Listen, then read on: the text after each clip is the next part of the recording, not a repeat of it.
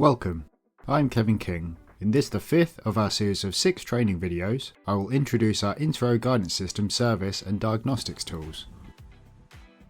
Other videos in this series take you all the way from how our systems work, through to creating configuration files for crop or machine geometries that you've not already got stored preset configurations for. You can select the video you need from our website and view it as many times as you want. The same material is covered in rather more detail in our reference manuals, which can be also downloaded from our website. The Intro reference manual is available in English, French, Spanish, Polish and German languages. In this presentation, we will be looking at the diagnostic utilities available from our Service Tools menu, which can be reached from the home page by touching on the Tools button. This is the menu of utilities available from the Service Tools. Some tools are split into categories relating to their function. Use the up and down arrow buttons on the right to move the small white triangular cursor to the appropriate line. Touching the return key selects the tool or enters the relevant sub-menu. The QR code directs to the Tillett and Hague website, which has links to our reference manuals and other training materials. It is also possible to incorporate your own QR code included within a manufacturer branding update. We are very proud that our systems are used internationally, but are conscious that our own linguistic skills are limited. We are therefore particularly grateful to our many colleagues who have assisted in the creation of our translations. Selecting language reveals a page of flags. Select your choice of language by touching on the appropriate flag. A white border around the flag indicates it is selected. Then touch the return button and you will also be returned to the Tools menu. All screens should now be in your chosen language where a translation exists. If part of a translation is missing, it will revert to English. If your language is not represented or a translation is incomplete or inaccurate, please contact us. Corrections and new translations are always very welcome. Product keys have been introduced as a way of selectively activating different software capabilities, for example spot spraying or in-row weeding. All consoles automatically qualify for an Intro product key, which can be obtained free of charge for older consoles that might have been delivered without one. If the Add Product Key line is missing, you should first install software version 6.11.2 plus libs. This updates the console and its libraries so that it is compatible with current versions and will add the product key utility. If you select the utility, you will get to this screen. This is the Add Product Key utility. The list on the right hand side displays the currently installed capabilities. At the top of the list is Intro Vision Guidance. If a green star is next to the capability, in this case Intro Vision Guidance, this means a valid product key has already been added. If there is no green star, you will need to obtain and add a product key to operate with future software updates. You have the option to reset the PIN number required for entering the configuration file editor and other restricted applications. The default is 1, 2, 3, 4, but you can reset it if required. It is really only intended to stop novice users who casually scroll through screens from accidentally changing something. If you forget the code or are locked out, please contact us for reset instructions. Capture Images saves live camera images to a USB device, which will need to be inserted to the USB port for access to this utility. It has both individual still and live video modes. Generally, a still image is all you require for problem diagnostics. Capturing video can be a useful tool for product development or particularly difficult crop situations. From the utility, you can select which camera you wish to capture image data from. Note that only one camera currently selected will be used for image capture. The button labelled with a camera icon is used for a single still image capture. When pressed, it is accompanied with a beep sound from the console, indicating a capture has took place. The video camera button is used for recording short video sequences. It is only recommended to record short periods of video as file sizes can become quite large. The recorded images or video sequences can then be written to the USB device by pressing the loop back arrow button. If your captured video sequences are quite long, this could take some time. The Backup and Restore menu allows configuration data to be transferred to or from a USB device. This will need a USB device to be inserted into the base of the console. The first tool, Backup, copies all configuration files, error logs, and save settings onto a USB stick, and stores them in a file with the suffix .tgz. It is always a good idea to take a backup from a working machine, as this could help recover from future problems. The next tool does the reverse, restoring the contents of a backup.tgz file from a USB stick onto a console. You will be offered the choice to copy all the files, including the error logs and the settings, or just the configuration files. In a factory production scenario, where you wish to set up a number of machines in an identical way, you can save the time of individually entering parameters onto each machine by doing it once, taking a backup, and then doing a partial restore onto all of the others. In the scenario of having a console having failed and a new replacement being fitted, a full restore will instantly return the machine to the full working order, behaving exactly the same as before the failure. Backup files and images can be emailed for remote diagnostics. The combination of a backup file and captured images gives someone fault finding remotely the next best thing to being in the field. The software menu contains utilities relating to software version, the full archived error log, as well as tools for updating or removing software. The tool lists the currently installed software version. In the case of multi-purpose implements, this can list multiple software versions, but in most cases this may only be one version. When the system generates an error or a warning, that event is logged. The error log can be viewed from the Advanced Settings and Diagnostics page, from where it is normal practice to clear the log once a problem has been resolved. That error log has not been deleted though, it has been transferred to the archive, which can be viewed here. This gives you the opportunity to look for longer term issues that might have been recurring for some time. The next tool applies application software updates that have been loaded onto a USB stick. The software update should be located in the uppermost directory of the USB stick and inserted into the console USB port.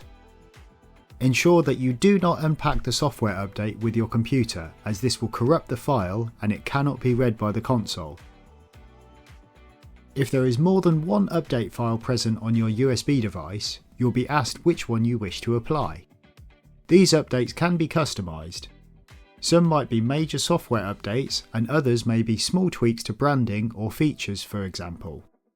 In general, it is our preference to update older systems to the most recent software version that is compatible with that hardware.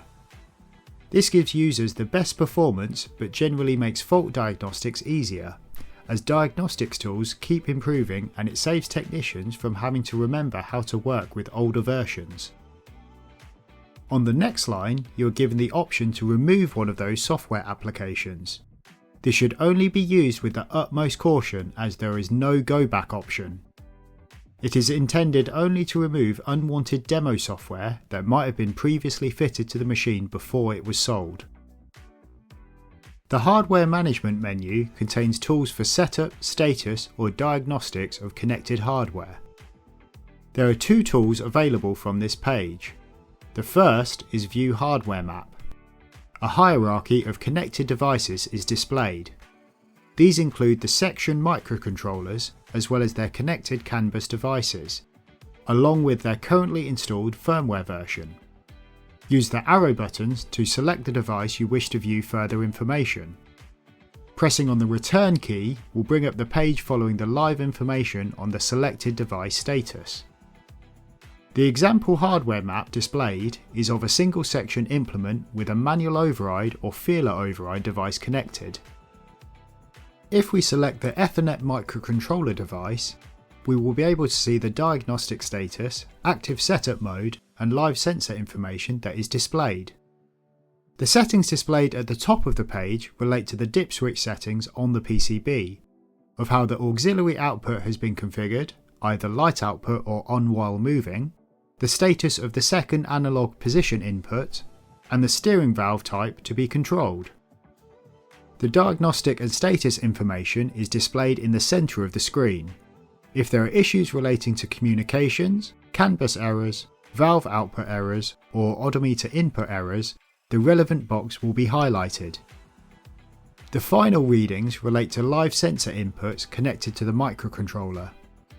It is possible to activate the lift input to see that it activates in and out of work as expected.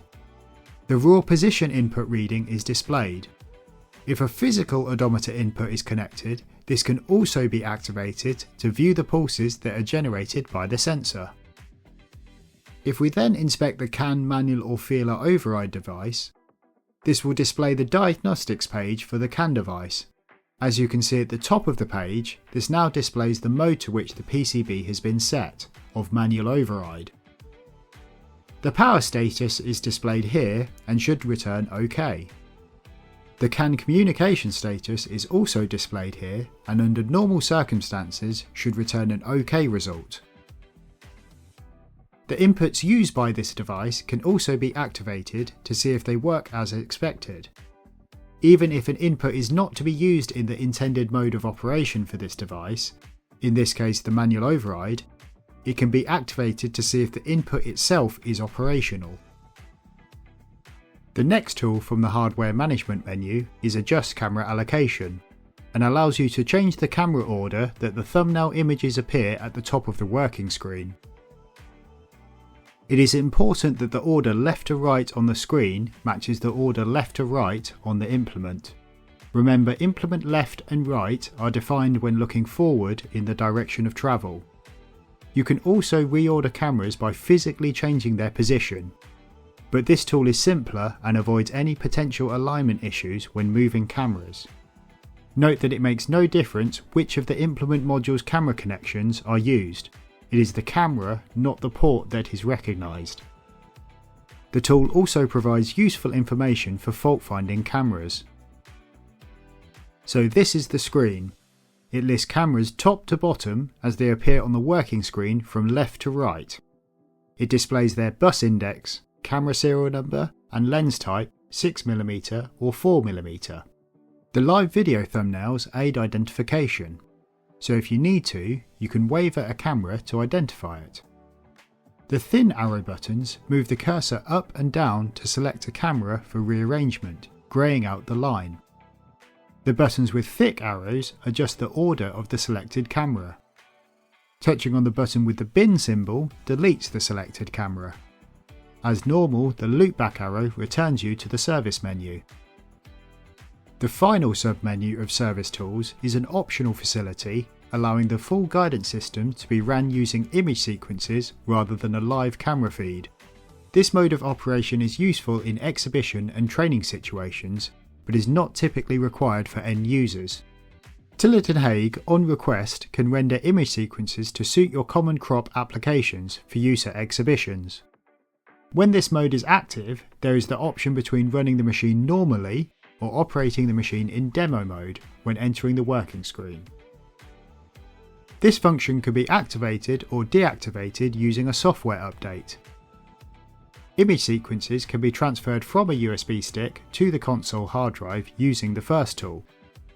Note that image sequence files can be quite large, particularly if you have requested image sequences for multiple cameras. When installing an image sequence to the console, the utility checks the image sequence for validity and that there is sufficient hard drive space available to install the sequence. It may take some time to transfer the image sequence to the console. Contact us or consult the reference manual if you wish to make use of this facility. When you are done with the service tools, press the button labelled with a house to return to the home screen. There are a number of places to look for help with fault diagnostics. The most comprehensive source of information is the full reference manual. As well as a full description of the system and how to set it up, it includes fault finding information such as the list of system error codes, microcontroller blink codes, and troubleshooting flowcharts. There are also YouTube video tutorials that can be accessed from our website that help with setup issues. We hope that you have found this presentation useful. Remember that it is part of a series of 6 videos, that you can select from our website and view them as many times as you want.